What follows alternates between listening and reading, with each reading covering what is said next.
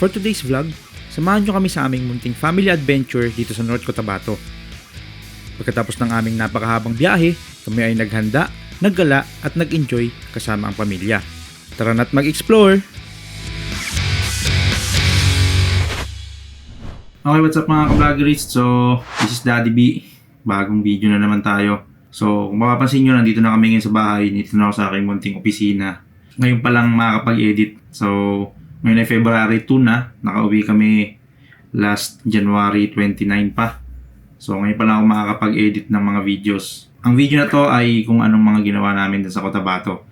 Since January 8, nandun kami and meron kaming birthday celebration na hinanda para sa aking father-in-law, tatay ni Mrs. So ito yung mga nangyari sa aming stay doon sa Bual Tulunan, North Cotabato.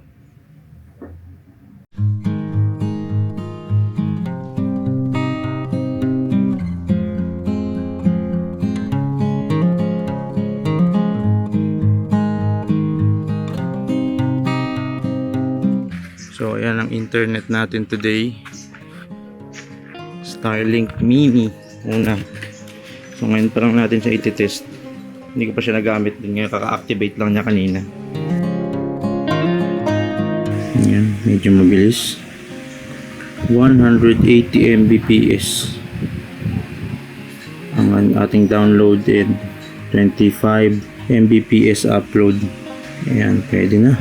Nakapag-work na tayo niyan. So ito yung patel. Ayan. 10 piso lang. So giniling siya na manok na inadobo.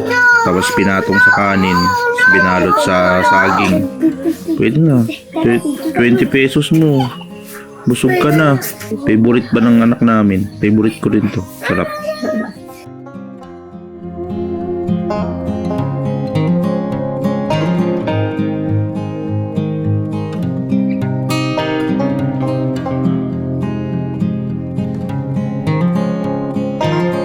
So ready na yung baboy namin pang lechon bukas. Birthday ni father-in-law, tatay ni Mrs. So ito ang aming handa.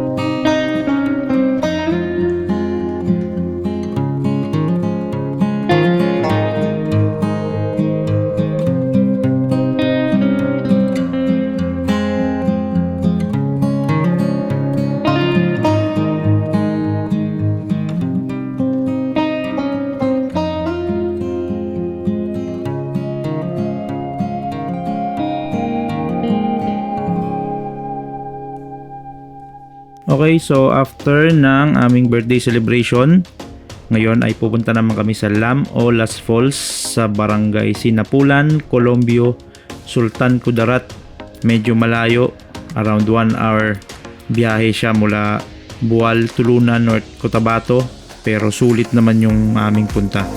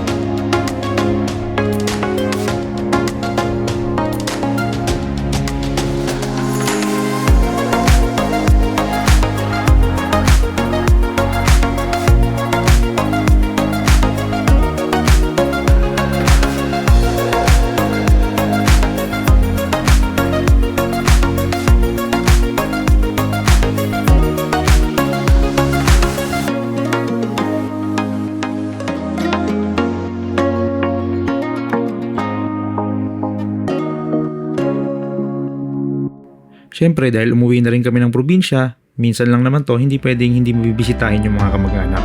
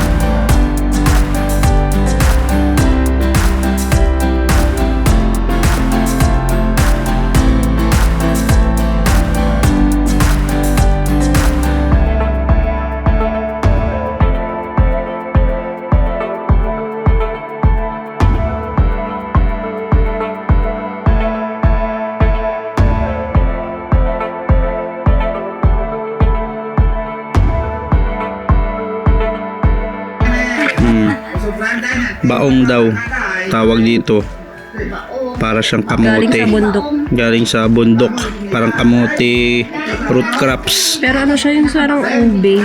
para siyang ube, kamote, ganun. Para siya may mga tinik-tinik sa baba, para pinaghalo-halong kamote, balinghoy, Yun yung lasa niya. saka ube, sabi ni madam. Para siya may konting pait, hindi, pero sa loob wala. Sa labas lang. Kaya baka Sa dahil, pagpapakulo. oo. Ay, sa balat. Kapag pakulo lang siguro. Ang sarap. O kaya siguro pa siguro nasunog yung pakulo. Pero masarap yung loob niya. Quality foods sa probinsya. Ang kabusog.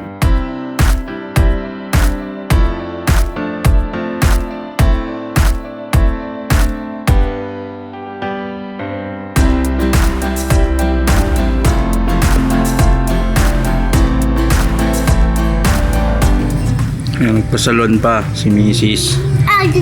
Sabi niya pag matagal daw yung gupit, hindi na daw siya magpapagupit. Pero nagpa-treatment pa ng buhok. Waiting kami tuloy.